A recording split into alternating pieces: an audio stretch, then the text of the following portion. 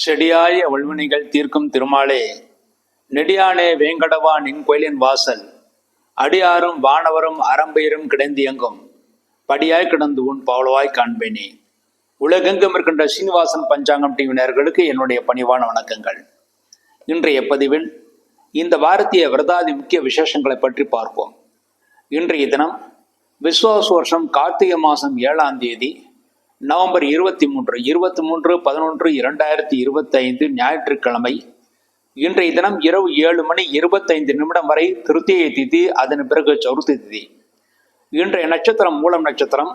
இன்றைய தினம் இரவு 7:28 வரை மூலம் நட்சத்திரம், அதன் பிறகு பூராடம் நட்சத்திரம். திருத்திய நாமயுகம் கரசை கணம் நேத்திரம் 0 ஜீவன் அரை என்ற அளவில் இருக்கிறது.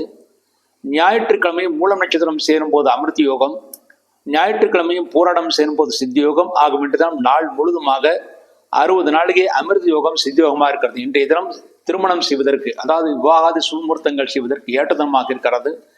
இன்றைய தினம் மூலம் நட்சத்திரமாக இருப்பதனால் இன்றைய தினம் நிஷேகம் என்று சொல்லக்கூடிய சாந்தி முகூர்த்தம் செய்வதற்கு, திருமணம் செய்வதற்கு, திருமணத்திற்கான ஏற்பாடுகள் செய்வதற்கு, நாமகண்டம் என்று சொல்லக்கூடிய குழந்தைகளுக்கு பேரு சுட்டு விழா நடத்துவதற்கு, திருமணத்திற்காக ஜாதக பரிவர்த்தனை செய்து கொள்வதற்கு, நிச்சயதார்த்தம் செய்வதற்கு, சீமந்தம் வளைகாப்பு செய்வதற்கு, மேலும் குழந்தைகளுக்கு காதணி விழா நடத்துவதற்கு, விதை விதைப்பதற்கு, கடன் தீர்ப்பதற்கு போன்ற காரியங்களுக்கு இன்றைய தினம் மிக மிக ஏற்ற தினமாக அமைந்திருக்கிறது. இன்றைய தினம் ஒரு முழு சுப முகூர்த்த தினமாக அமைந்திருக்கிறது.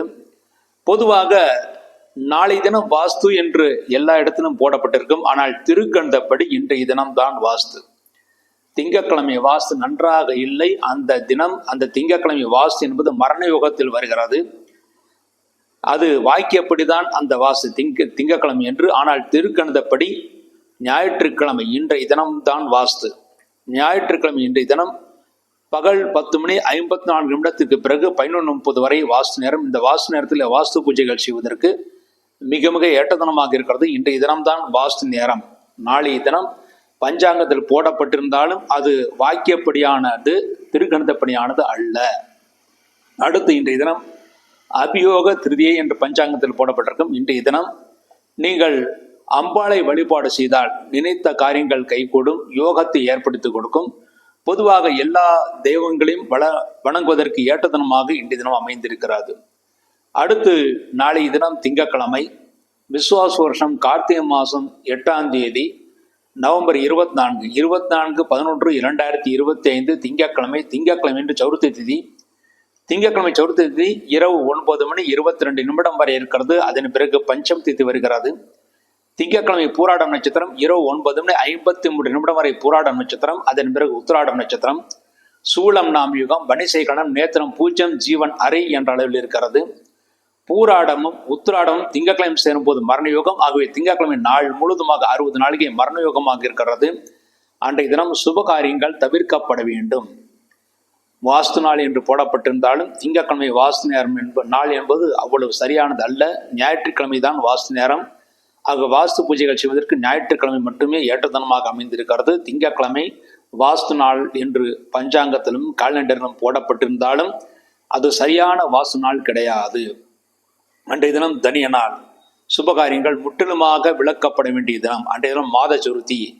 மாதம் சதுர்த்தி விரதம் இருந்து விநாயகரை வழிபாடு செய்வதற்கு மிக ஏற்ற தினமாக இருக்கிறது. அன்றைய தினம் பத்ரி கௌரி விரதம். பத்ரி என்றால் இலந்தை மரம் என்று பொருள். இலந்தை மரத்தின் அடியிலே அம்பாளுக்கு பூஜை செய்தால் செல்வ செழிப்பு ஏற்படும் என்று இருக்கிறது.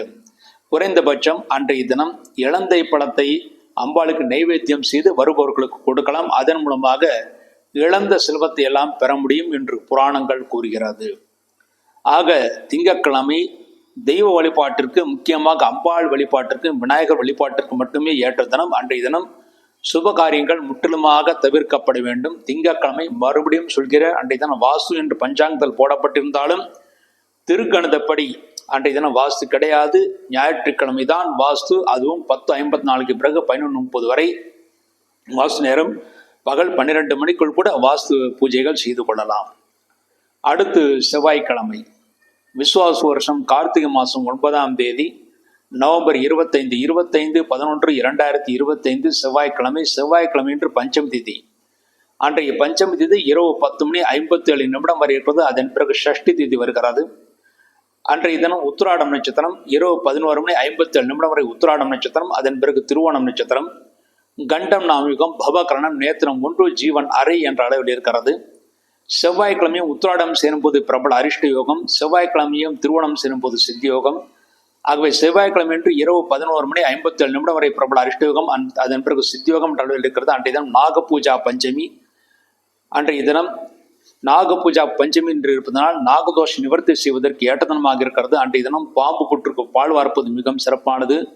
முக்கியமாக நாக பூஜை செய்வதற்கு, நாகதோஷ பரிகாரங்கள் செய்வதற்கு செவ்வாய்க்கிழமை மிக மிக ஏற்றதனமாக அமைந்திருக்கிறது.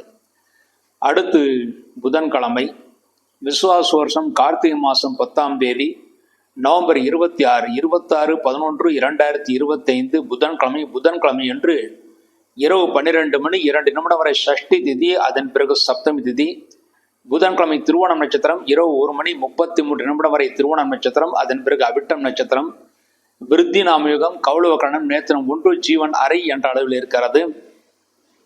புதன்கிழமையும் திருவோணம் சேரும் போது சித்தி யோகம், புதன்கிழமையும் அவிட்டம் சேரும் போது பிரபல அரிஷ்ட யோகம். ஆகிய புதன்கிழமை என்று இரவு 1:33 வரை சித்தியோகம், அதன் பிறகு பிரபல அரிஷ்டயோகம் இருக்கிறது. அன்றைய தினம் கரிநாள்.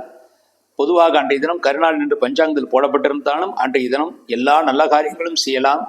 அன்றைய தினம் திருக்கண்டபடி அன்றைய தினம் கரிநாள் தோஷமில்லை என்று எம்முடைய பஞ்சாங்கத்தில் விளக்கமாக போடப்பட்டிருக்கிறது.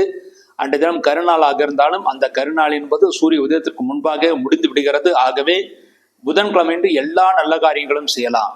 அன்றைய தினம் கரிநாள் தோஷம் கிடையாது. சம்பக சஷ்டி என்று கூறுவார்கள். சஷ்டி விரதம் இருந்து அன்றைய தினம் முருகப்பெருமானை வழிபாடு செய்வதற்கு மிக ஏற்றதனமாக இருக்கிறது. அன்றைய தினம் சிரவண விரதம், திருவோணத்திற்கான விரதம் இருந்து பெருமாளை வழிபாடு செய்வதற்கும் ஏற்றதனமாக இருக்கிறது. பொதுவாக புதன்கிழமையும் திருவோணம் சேரும் போது லட்சுமி ஹயகிரிவருக்கு பூஜை செய்வதற்கு மிக ஏற்றதனமாக இருக்கிறது. அன்றைய தினம் லட்சுமி ஹயகிரிவுக்கான பூஜைகள் செய்து ஏலக்காய் மாலை அணிவிக்க வேண்டும். அவ்வாறு செய்தால் மாணவர்கள் நல்ல மதிப்பெண்களை பெற்று நல்ல யோகத்தையும் முன்னேற்றத்தையும் பெறுவார்கள் என்பது உறுதி. அன்றைய தினம் பூராடம் முடிந்து, அதாவது அன்றைய தினம் திருவோணம் நட்சத்திரமாக இருக்கிறது. திருவோணம் என்பது பெருமாளுடைய நட்சத்திரம். அன்றைய தினம் ருது சாந்தி செய்வதற்கு ஏற்ற தினம். முதலாக பெண்கள் ருதுவாகும் போது சில தோஷங்கள் இருக்கலாம். அந்த தோஷங்களுக்கான பரிகாரங்கள் செய்வதற்கு ஏற்ற தினம். அன்றைய தினம் கரிநாள் தோஷம் கிடையாது. ஆகவே பூ முடித்தல் என்று சொல்லக்கூடிய நிச்சயதார்த்தம் செய்வதற்கு ஏற்ற தினமாக அமைந்திருக்கிறது. விஷ்ணு பலி என்று சொல்லக்கூடிய அன்றைய தினம் அந்த சடங்கை செய்வதற்கு, குழந்தைகளுக்கு நாமகரணம் செய்வதற்கு, திருமணம் செய்வதற்கு, திருமணத்திற்கான ஏற்பாடுகள் செய்வதற்கு, ஜாதக பரிவர்த்தனை செய்து கொள்வதற்கு, அன்னப்பிராசனம் என்று சொல்லக்கூடிய முதலாக குழந்தைகளுக்கு சோறுட்டுவதற்கு, குழந்தைகளுக்கு காது குத்துவதற்கு, அன்றைய தினம் கிரக ஆரம்பம் வீடு கட்ட ஆரம்பிப்பதற்கு, தோஷ பரிகாரங்கள் செய்வதற்கு, கடன் தீர்ப்பதற்கு, பயிர் தொழில் செய்வதற்கு போன்ற அனைத்து நல்ல காரியங்கள் செய்வதற்கும் புதன்கிழமை மிக மிக ஏற்ற தினமாகவே அமைந்திருக்கிறது.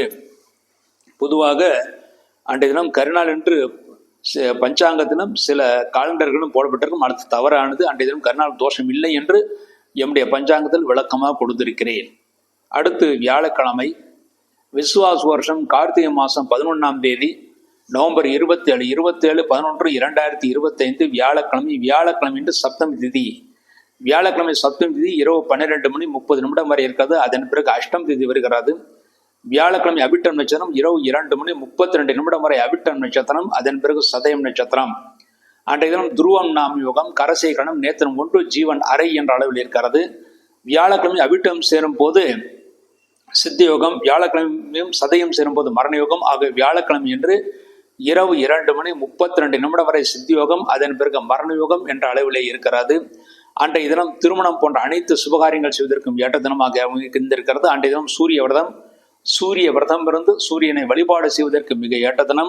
உங்கள் ஜாதகத்தில் ஏதாவது சூரியன் பற்றிய தோஷங்கள் இருந்தாலும், சூரிய தசை நடந்து கொண்டிருந்தாலும், சூரிய புக்தி நடந்து கொண்டிருந்தாலும், அல்லது சிம்ம லக்னம் அல்லது சிம்ம ராசியிலே பிறந்திருந்தாலும் வியாழக்கிழமை என்று சூரிய விரதம் இருப்பதற்கு, அதாவது அன்றைய தினம் நவகிரகம் இருக்கின்ற கோயிலுக்கு சென்று நவகிரகத்தில் சூரிய பகவானுக்கு சிகப்பு வஸ்திரத்தை அணிவித்து சிகப்பு மலர்களால் அர்ச்சனை செய்து பொங்கல் நைவேத்தியம் செய்து ஒரு தீபம், நெய் தீபம் வைத்து விட்டு வர வேண்டும். அதன் மூலமாக நினைத்த காரியங்கள் கைகூடும்.